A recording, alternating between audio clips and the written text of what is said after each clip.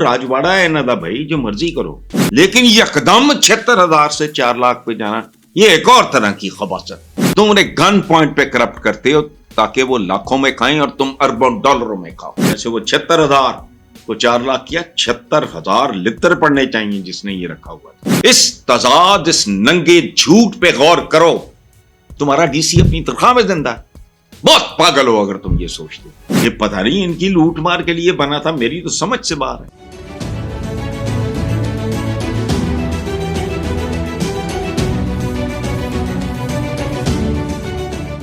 अगली बात, सुभान अल्लाह, तबीयत खुश हो गई है। वैसे पंजाब असेंबली में पीर के रोज अवामी नुमाइंदगान की तनख्वाहों पर नजर षानी के बिल की मंजूरी के बाद असेंबली के मेंबर की तनख्वाह 76,000 रुपए से बढ़ाकर 4 लाख कर दी गई।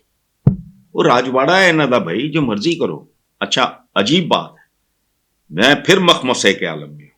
74,000 तो ये लंती सिस्टम है।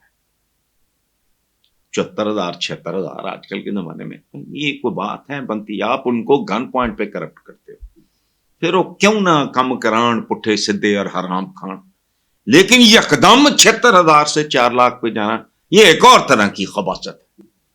76,000 है ना, उसका 2 लाख कर दो, फिर साल 1.5 साल बाद इकोनॉमी संभले 5 लाख कर दो। मैं देखें, ये चोर खाता है सारा।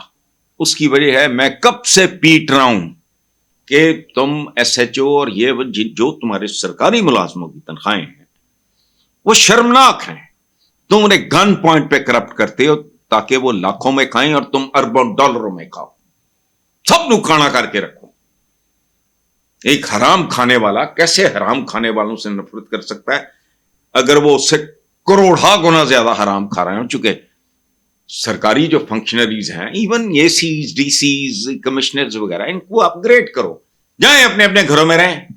प्राइवेट ऑर्गेनाइजेशंस में काम करने वाले, उनके लिए जियो आर्स हैं, जाओ अच्छा पैकेज दो, लेकिन नहीं करना चूंकि वारदाती हैं। बहरहाल ये और अच्छा कर दी गई सबसे ज्यादा इजाफा वज़रा और दीगर रोहदेदारान हिस्सा बकदरे जुस्सा। जिदा इन्ना क मुंह है वो इन्नी की बोटी, जिदा एडा जबड़ा है ज्यादा बड़ा पर्चा लांदा। वही जो मैं अक्सर कहा करता हूं। इससे कबल पंजाब के सूबाई वजीर की माहाना तनख्वाह 1 लाख थी, जो बिल की मंजूरी के बाद 9,60,000 रुपए माहाना कर दी। अब मुझे बताएं, तबसरे की जरूरत है? इस मुल्क के अवाम सुने, जिस मुल्क की फी कस आमदनी शर्मनाक। वाह, पंजाब के सूबाई वजीर की तनख्वाह 1 लाख होती थी, जो बिल की मंजूरी के बाद 9,60,000। कोई साइंस इसमें, कोई लॉजिक होगी तो एक्सप्लेन करो लोगों को। 1 लाख भी शर्मनाक। जैसे वो 76,000 को 4 लाख किया, 76,000 लित्र पड़ने चाहिए जिसने ये रखा हुआ था। चीजें महंगी सस्ती नहीं होती, इनका ताल्लुक होता है आदमी की इनकम के साथ। खत्म। अगर तुम वो भी नहीं पूरा कर सकते तो भाई हुकूमतें छोड़ो, कोई और काम करो। अच्छा, हाँ देखो, उस्मा बुखारी ने ये बात की है कि साफियों से बात करते हुए उसने कहा कि मुझे 1,90,000 तनख्वाह मिलती थी, इस तनख्वाह से अगर कोई शख्स नॉर्मल तरीके से जी सकता, बिल्कुल नहीं, बिल्कुल नहीं जी सकता। तो उस्मा बुखारी को तो अब ये ख्वाब आया है ना। मैं तो कितने सालों से पीट रहा हूं को लुक एट इस तजाद, इस नंगे झूठ पे गौर करो। तुम्हारा डीसी अपनी तनख्वाह में जिंदा है। बहुत पागल हो अगर तुम ये सोचते हो। उसके मनसब के साथ ये तनख्वाह मैच ही नहीं करती। तनख्वाहें बढ़ाओ और फिर कदम बढ़ाओ। किसके साथ? बर्छों के साथ। तनख्वाहें बढ़ाओ। ठीक कहा है उस्मा बुखारी। हम लोग काम करते हैं, हमारा और कोई जरिया आमदनी नहीं, अगर एक मुनासिब तनख्वाह मिल जाए तो कोई बुराई नहीं। आई एग्री विद उस्मा बुखारी। उसको तो आज होश आई है ना। तो मैं कब से कह रहा हूं ये, मैं मिसाल दिया करता हूं अपनी इंतजामिया की, सिविल एडमिनिस्ट्रेशन। ان کے للے تللے ختم کرو، ان کی گاڑیاں باڑیاں ختم کرو.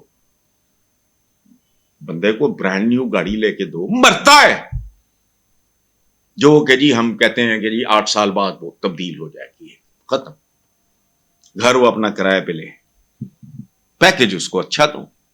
لیکن نہیں، یہ ہیرا پھیریاں، یہ وارداتیں، یہ جلیبیاں تلتے. آگے امیر جماعت اسلامی خیری ہو گئے، حافظ نعیم الرحمان کا کہنا ہے اسمبلی میں 70% ارب پتی ارکان بیٹھے ہیں، تنخواہوں میں اضافہ شرمناک عمل ہے. بس میرا اور ان لوگوں کی سوچ میں یہی فرق ہے. میں مان رہا ہوں کہ اضافہ ہونا چاہیے، باقیوں نے تو ڈاگی بگاڑے ہے. اور یکدم اتنی لمبی چھلانگ، پبا پا ٹورو، ہولی ہولی ٹورو، ملک کی اکانومی کے ساتھ سنکرنائز کر کے چلو. یہ باقی 70% ارب پتی ارکان بیٹھے ہیں تو امیر جماعت اسلامی صاحب آپ کیا کر رہے ہیں؟ آپ کو ووٹ نہیں دیتا، کبھی اس پہ غور کر کے دیکھ لو. چونکہ آپ کنٹمپریری نہیں ہو، اب آپ ہوائی باتیں کرتے ہو. مرغی پالنا مشکل ہے، خواب دیکھنا بہت آسان ہے. کہ ہوا میں ہوائی قلعے شلے یہ وہ تو نہیں، اپنے آپ کو گلوریفائی کرتے رہنا. کبھی میرے ساتھ بیٹھ جائیں، میں آپ کو آپ کی تاریخ بتا دیتا ہوں جو میری بھی ہے. Be realistic. مزہ آ رہا ہے کبھی کسی خاص طور پہ یہ مذہبی رہنما جو ہے، اللہ معاف کرے، انہیں پتا ہے سائنس اور ٹیکنالوجی آئے تو یہ تو سوئے کے سوئے ہی رہ جائیں گے، اس لیے اس کی بات نہیں کرتے. کبھی کیا ہے آپ کے پلے؟ تمام نہیں ہے آپ کے ساتھ. چلو بات ٹھیک بھی کرو غلط بھی کرو، تو میں ہی جیسے بھونک رہا ہوں وہ ٹھیک ہے، میرا تو جواب ہے، اس کی حدود ہے. مجھے سیاست سے نفرت تھی. میں سیاست نہیں، جو چیز ہر آدمی ہر کام کے لیے تو نہیں ہوتا. کوئی مجھے کہے تم صادقین جیسے پینٹر کیوں نہیں ہو، بھائی میں وہ ہوں نہیں، میری دنیا نہیں ہے. میں مہدی حسن جیسا یا محمد رفیع صاحب جیسا یا مکیش صاحب جیسا میں سنگر کیوں نہیں. یہ کیا بات ہوئی بھائی؟ تو تم آئے ہو نا اس کام میں تو کوئی ڈھنگ کا کرو. کبھی اپنے آپ پڑھے لکھے لوگ ہو، اچھے لوگ ہو، پھر بھی آپ کو گھاس نہیں پڑتی تو لعنت بھیجو اس کاروبار پہ. آپ اچھے بھی ہیں، آپ کے کردار بھی نسبتاً بہتر ہے، آپ کی اپروچ بہت غلط ہے. آپ ریگستان میں پتہ نہیں کوئی گلاب یا کوئی بہت سینسیٹیو قسم کی چیز نہیں ہوتا. آپ کو اپنے عہد کے ساتھ، یہ قرآنک وزڈم بھی ہے، مومن اپنے عہد کے ساتھ ہم آہنگ ہوتا ہے.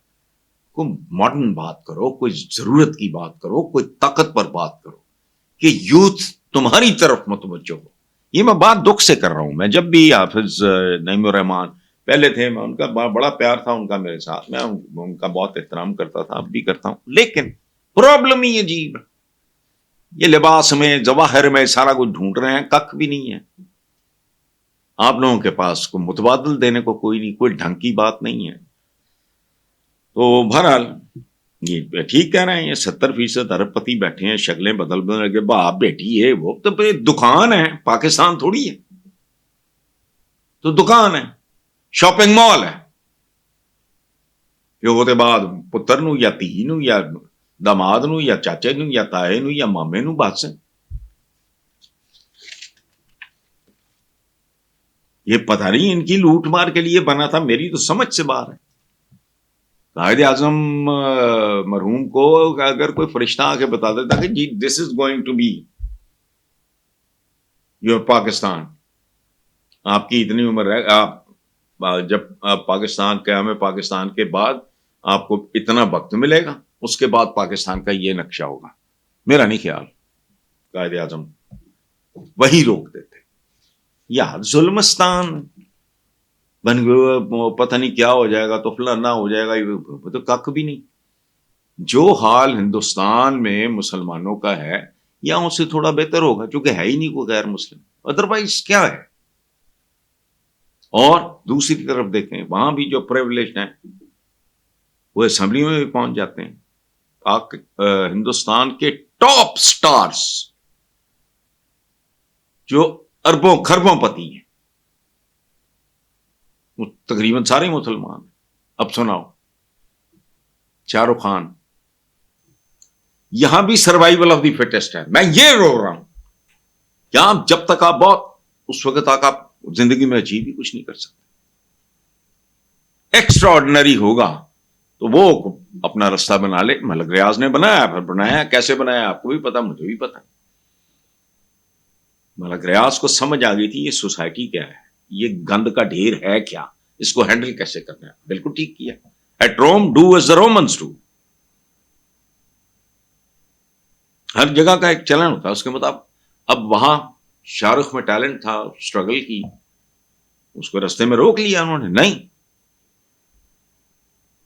وہ ڈالرز میں کھرب پتی، رزق کے حلال ہے، محنت کرتا ہے دن رات۔ سلمان خان ہے، عامر خان ہے، کون ہے یہ؟ ان کی ایک اور بے شمار لوگ ہیں ان کی فلم انڈسٹری میں جو لیڈ کر رہے ہیں اپنی اپنی جگہ پہ، and all of them are Muslims. ماڑا مسلمان اتھے بھی زیر عتاب ہے، جو یہاں ہے وہ بھی زیر عتاب، ادروائز اتھے بھی تیرے شاہ رخ خان ہے۔ یہ نہیں ہے۔ پاکستان ایک خواب تھا جو دیکھا گیا کہ یہاں ہر آدمی کو بنیادی ضروریات زندگی عزت نفس سمیت، نہیں ہوا، نتیجہ سامنے ہے۔